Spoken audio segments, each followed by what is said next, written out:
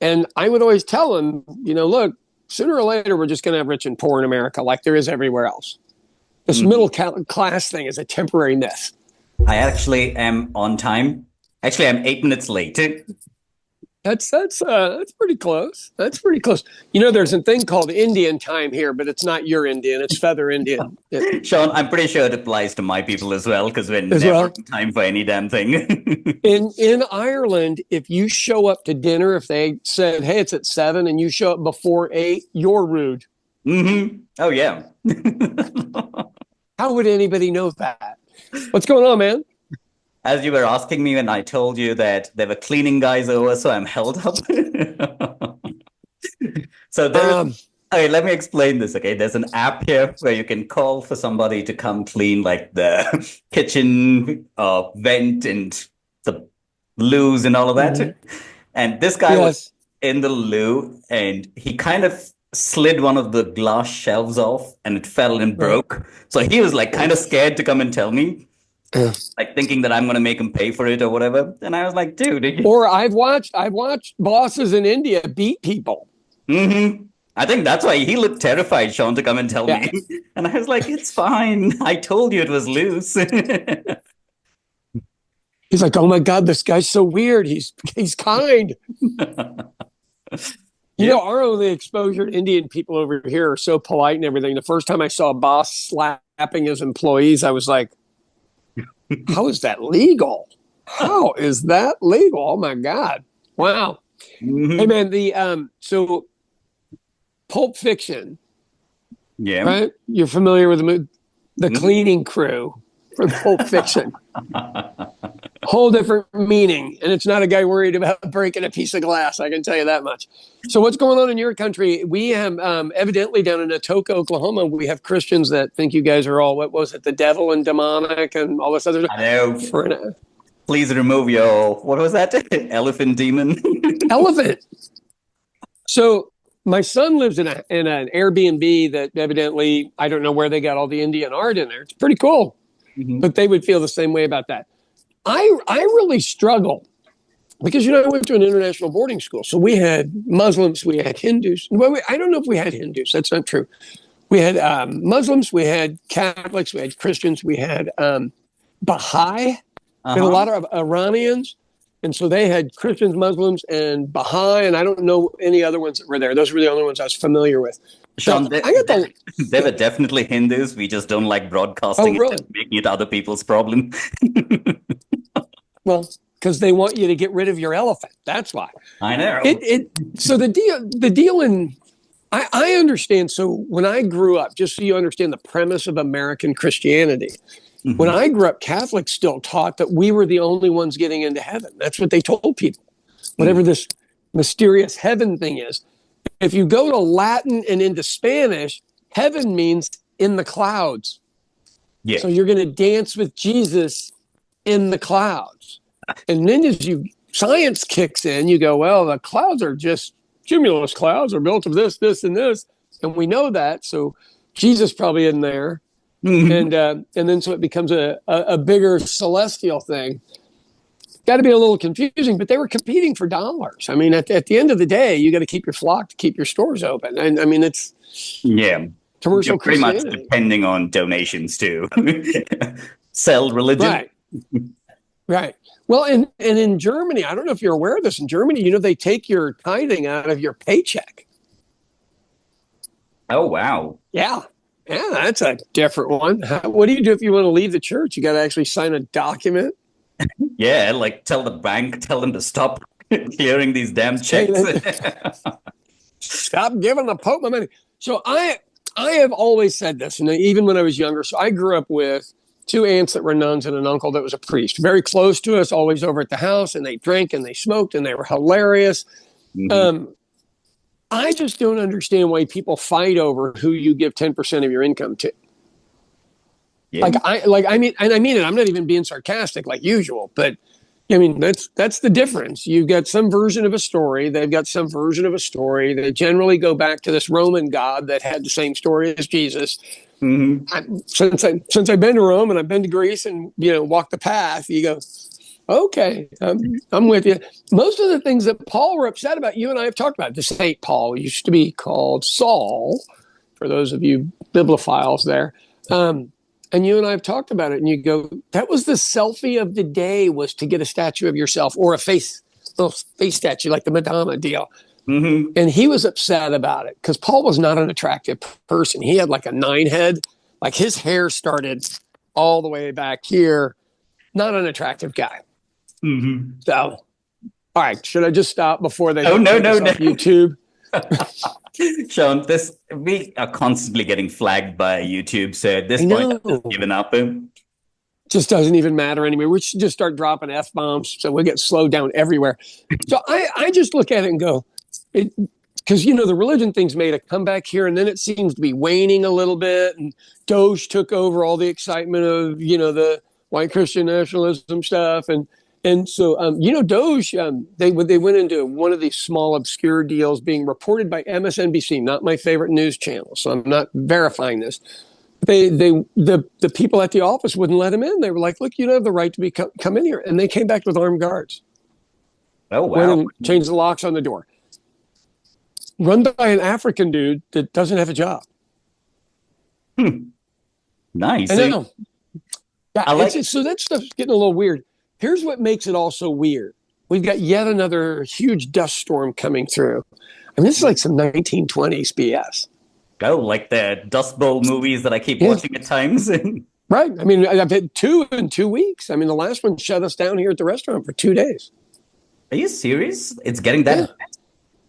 Yeah. Well, I mean, we're not doing anything about it. And if the wind comes from the west, it's New Mexico and the Texas Panhandle and the Oklahoma Panhandle, that's dust and dirt, and they don't grow any vegetation out there.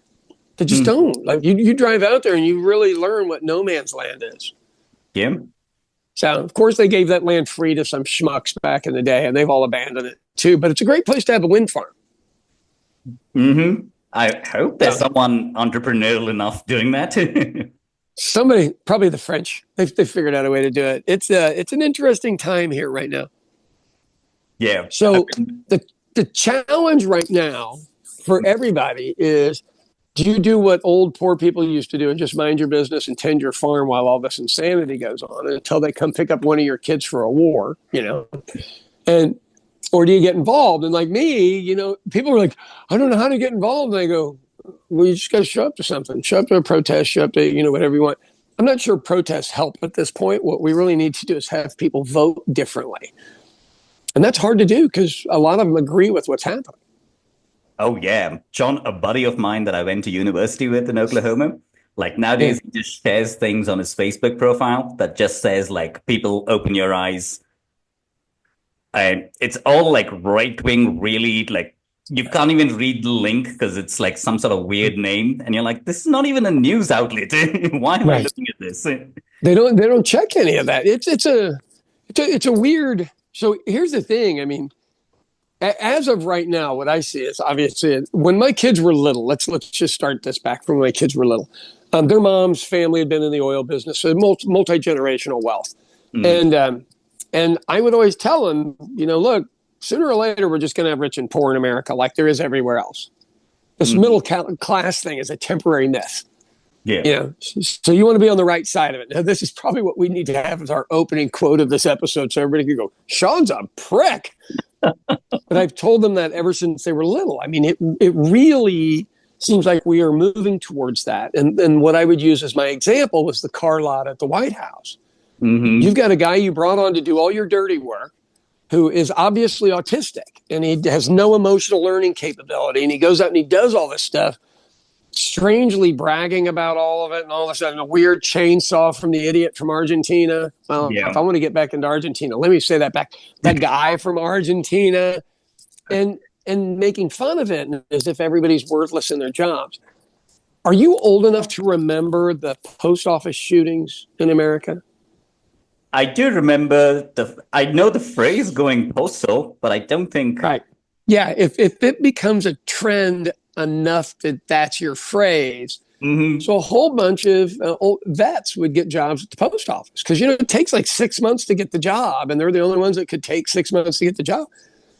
And if things got ugly enough, you know what they did? They did what they learned how to do best. Mm-hmm. Yeah. And I don't know. I'm not scared, but I'm concerned that we're getting closer and closer to that kind of stuff again. Just for the sheer fact, this has been done with so little taste and care. Is there fraud? Yes. There has always been fraud in government. We're not new. And you know who makes the most off the U.S. government? The guy with the chainsaw doing the cuts. Yeah, I'm pretty sure his main customer is only the United States government at this point. Right. Mm-hmm. Yeah. What's the guy's name in Mexico? Took away an $8 billion deal from Starlink, and just went with another carrier. He's just like, I'm not dealing with this idiot. Yeah. Over the border stuff. And I have always had this opinion, and it's just my opinion. You get rap stars and music stars and all this other stuff. And it's basically a way for smaller people to go, yeah, but my guy did this. They're not your guy. They don't give two shits about you. They don't know you. You can pay to go to their concert. That's as close as you're going to get and buy their music. Yeah. They're not your people. Mm-hmm. But we're claiming like Elon Musk is my guy. Who else but Elon? Who could do it other than Elon? And you go, have you watched this dude? Like, he's a rambler. He's like, I know. It's weird as shit. Bill Burr had this amazing thing where he was talking about, I think he was talking about billionaires. And he was like, yeah, why are we letting these people run the world? These were just fucking nerds. Right. They are literally, and there's nothing against being smart, but you need charisma if you're going to run something. Mm-hmm. Like, I wouldn't say Trump had charisma because he was a TV star. Yeah. That gave him some version of charisma, but he's now looks like a clown. He's got the makeup of a clown. He's got the behaviorisms of a clown. When he sat in the White House office with Elon's kid saying, you're not the president and this other stuff, and ordinarily that would turn somebody like him over an edge. You've never heard a word about it out of him. Mm-hmm. Hasn't even acknowledged it, I guess. Out of the mouth of babes. Yeah, the term is called out of the mouth of babes. You hear the truth. So it's weird. I mean, it is really weird. So my local Donald Trump wannabe, Ryan Walters, who's done everything but, literally blowing the guy, to try to get a job there, still doesn't have a job there. They did the ethics investigation and only fined him $5,000. And there was another guy named Kyle Loveless that did some monetary mismanagement the same way that literally got removed from office. So accountability is limited to $5,000? It is gone. Well, I mean, $5,000, and one of his donors will just give him a check for $5,000. No. I mean, it's a joke. And so I don't know where that leads. Now, do I think he's a gubernatorial candidate? No, but I still think I'm going to have to run against him for something and just humiliate him. Here's the funniest story with the guy. So he's a Church of Christ guy, which means you're not supposed to drink or dance, or anything fun, evidently. I've been to Church of Christ. I'm not making fun of them, but you get grape juice instead of wine, and the brown bread deal tastes like Irish bread, quite frankly, which is cool. I mean, I have no issues with it. And girls sit separate from boys. Very like the Catholic school. Cool. I mean, you and I are quite familiar with how this works. But he goes to the liquor store that closes at 9:00 at 8:45. And if you're going in at 8:45, that's the same thing as going around the back door so nobody will see you. Mm-hmm. Yeah. God. I know where this guy drinks. I know where this guy gets his hair cut. I know I have his mortgage papers. I mean, I have everything on this loser you could ever come up with. But none of it is worthy of turning the mind of the people that are worshiping him. Mm-hmm. He's got like a... I still can't believe that he has like diehard fans after like this many years. So here's what we got to do. You and I have to take ourselves out of our worldview. Mm-hmm. Right? You're an 18-year-old kid. You get sent over to Vietnam to kill the commies. No matter that those kids don't even know what communism is. They just got suckered into fighting some white people that were invading from the jungle, and the French were before the white people, and we beat the French, and god dang, all these other people showed up. Mm-hmm. What can we learn off them? We can make French bread better than they do. That kind of shit. And they come back from Nam, and everybody hates them, and they get treated like shit. Everybody spits on them and all this other stuff. and they get jobs and they go through life and they get paid way more than they deserve for jobs that really don't require an education. They get to buy a house, they get to buy cars, they get to put their kids through school, might need some loans for college or use a GI Bill to go to college for free. They had the ultimate United States of America. That place is gone. Yeah. It doesn't exist now. Was And that all the the time? schools, yeah. Was that the time where the America had like the largest middle class? It was basically these guys? Oh, Yeah, that's them. And so now they're last dying breath of this great nation. You know what else they had back then? Segregation. You know what else they did back then? They funded white schools and didn't fund black schools. We didn't really have a Hispanic population. You guys weren't the highest rated people here because there weren't that many Indians back then, quite frankly. And then after Vietnam fell, the Vietnamese came here and lived 12 people to a house and then bought the house next to it, moved all in there and rented the first and started buying up LA. And that's when the bitterness started. I was in Los Angeles in 1985 or 86 in Pasadena, and I watched it, and I came home. And is that the LA riots? No, better than that. So I come home, and everyone's like, well, what's it like? And I go, I have never seen people work like this in my life. And I'm an immigrant's kid. You get beat to death to learn to work hard. You know these stories. I mean, we're a whole different breed, but you're supposed to be smart enough to figure out how to make money without working hard, which you've managed to do. I have not managed to do. I worked like 17 hours on St. Patrick's Day, but I did make a lot of money. So I come back and I'm explaining what the Vietnamese are doing. Those old guys are furious as they got treated like shit, and everybody's welcoming the Vietnamese in. So they feel like they got screwed, even though they had the best economy that the world has ever seen for middle to lower class folks. And they want that back. And you go, right, you remember when Walmart came and the unions were doing all the Buy American stuff? Because we had commercials all the time to Buy American. And they didn't. They laughed at them and said they made shitty stuff, and they bought the shitty stuff from Walmart instead. They collapsed our economy with their high-paying jobs that they didn't buy American stuff with. And so Trump has sold them that we're going to go back to that time, buy American, and then the fake tariffs and all this other shit. I mean, I get it because I watched all this. I'm 10 years behind these guys. And they are holding on for dear life. I got a guy in the village running for mayor that's got to be 75. Oh, wow. It's getting older instead of younger?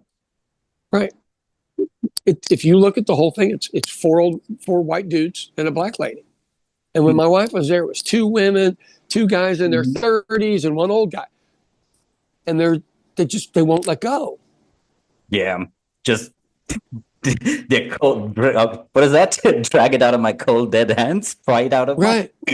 And you look at it and go, when the city got rebuilt and turned into this great city, it was a 50-year-old female, 2 30-year-olds, and 2 guys in their 60s. Yeah. That's when it grew. That's when I lived there, and rents were reasonable, roads were pretty good. There were new parks. And they rebuilt a bunch of big stuff. Yeah. So I don't know how you get these guys to let go. I mean, what they feel is that they fought for the country, but they also got the world's best economy. I mean, we stole all of England's money in World War II, so we had that to live off of. I mean, we took every penny they ever had. Yeah. Yeah. Everywhere they robbed over the world, we robbed them. So, as us Irish people, I feel so terrible. Not really. But so where do we go to plunder now? And so now Greenland's an option. Now Canada's an option.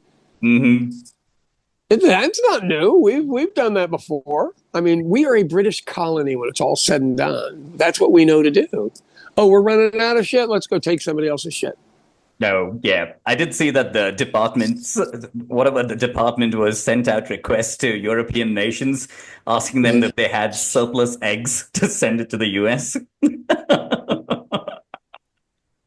No. And I think they sent one letter. I don't know whether they did it on purpose or what it was, but they sent a letter to Denmark asking them, after trying to fuck them out of Greenland. Greenland, right. Morons. Yeah. So you and I both know most of this is trolling with Trump just to keep your eye off the ball. So I look on on. I look up Elon Musk stuff every day, see how much money he's lost. You know, the car company. I mean, he's got an image problem worldwide. Shot in front. That is what it's doing. I love watching it. So explain to people what that means. It's the joy of watching other people fail or hurt or be in pain.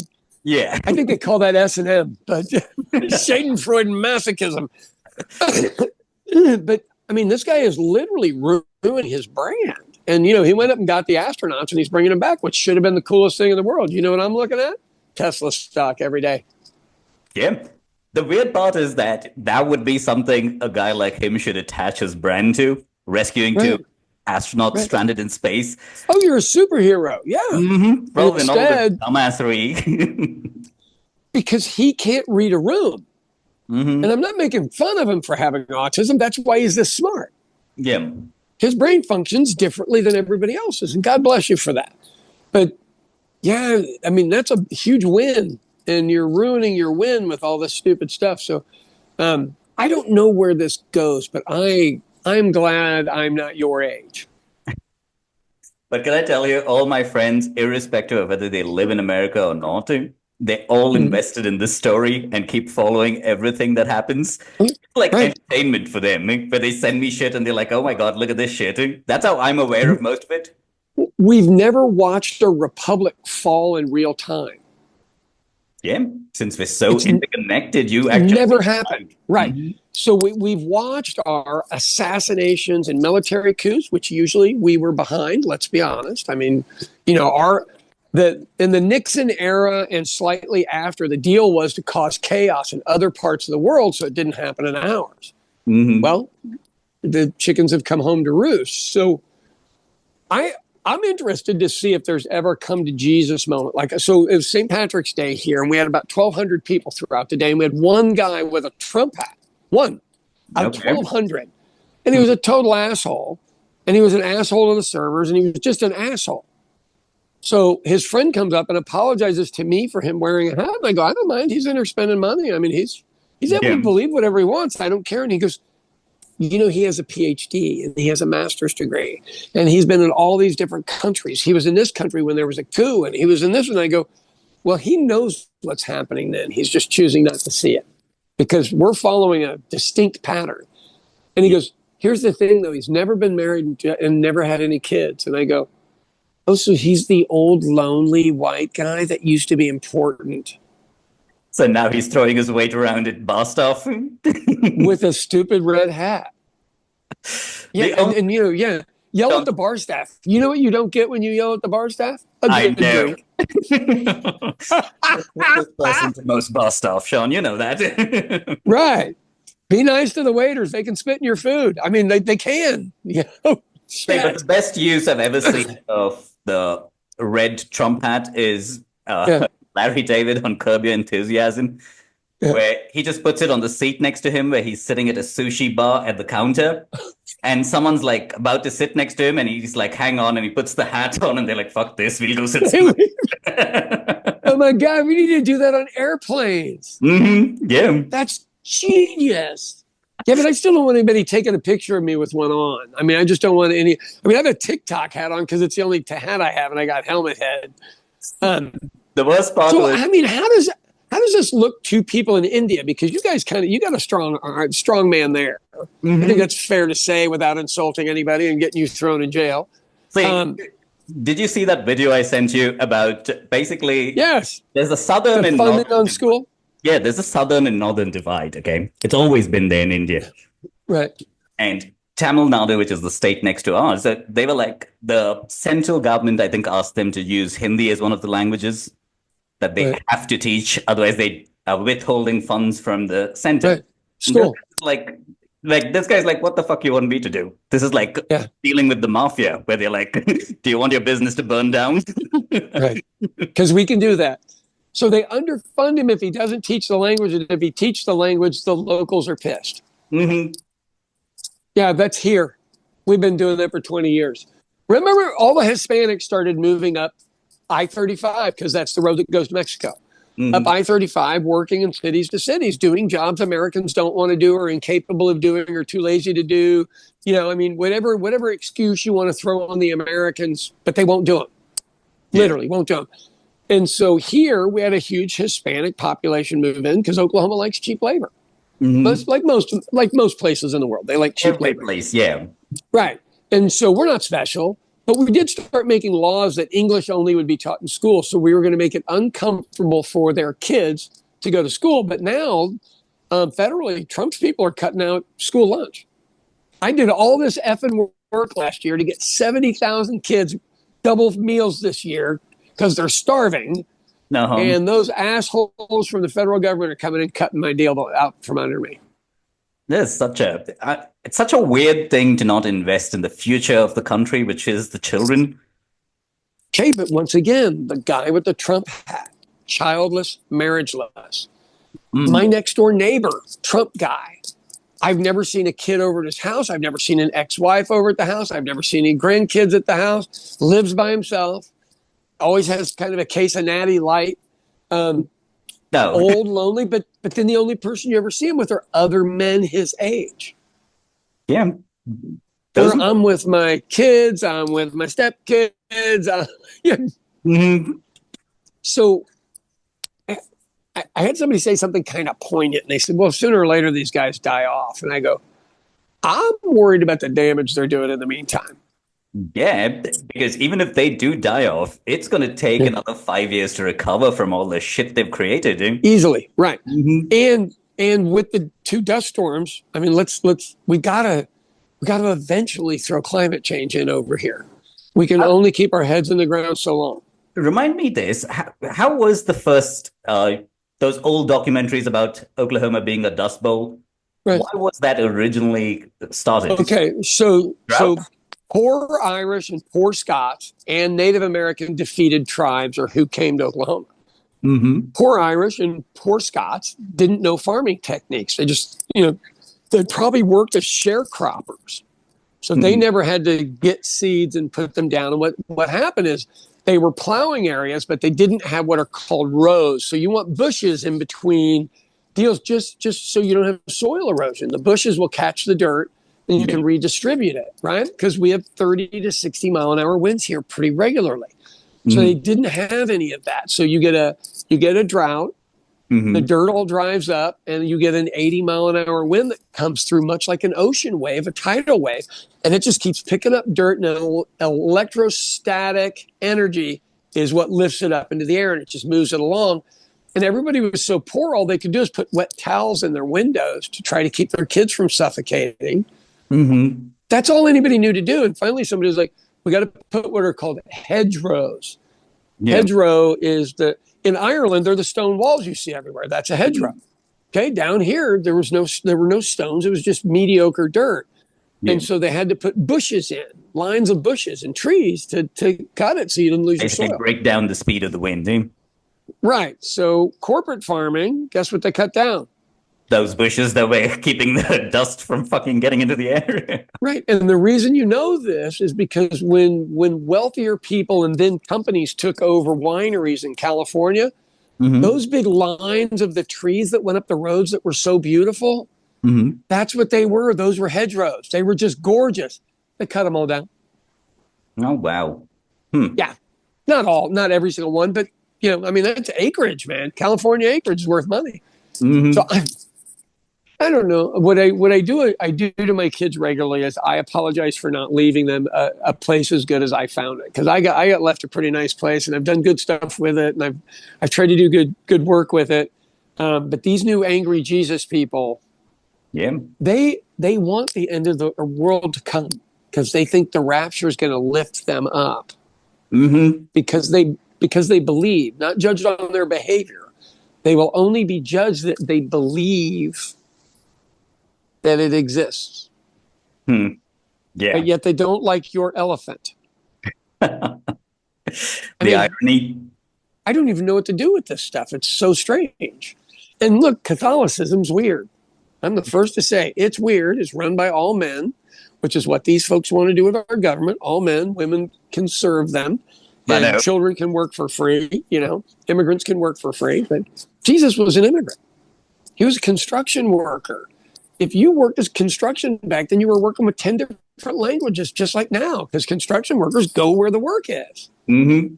Oh, yeah. He learned about Buddhism. He learned about Hinduism. I mean, he learned about all of this stuff at construction sites.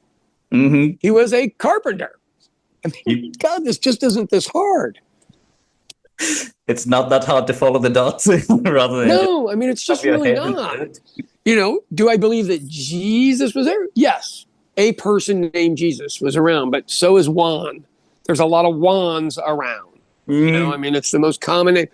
And once again, and their own, man. I have not done the Israel thing, so I'd like to not get shot. But yeah, I mean, I don't know where this. So my family lost power in Scotland over a religious war, which I think I've told you, but our audience doesn't know that. So back in the 1300s, we were the last Catholic kings, and so my family member was the Queen. It's a guy named John Balloyle, and then the Queen was a common, my family name. And Robert the Bruce deposed the next people who came in and assassinated the person that was replacing them, which was my ancestor. And then all he did was join another religion, so he didn't have to worry about the Pope telling him he couldn't be king. Oh, wow. That's how it works. And then they go kill the Catholic. And that's how it works. It's not that hard. I swear. To be honest with you, like this, one of the guys who is doing some stuff at home, I totally forgot. It's just a habit of mine to ask them if they want something to drink.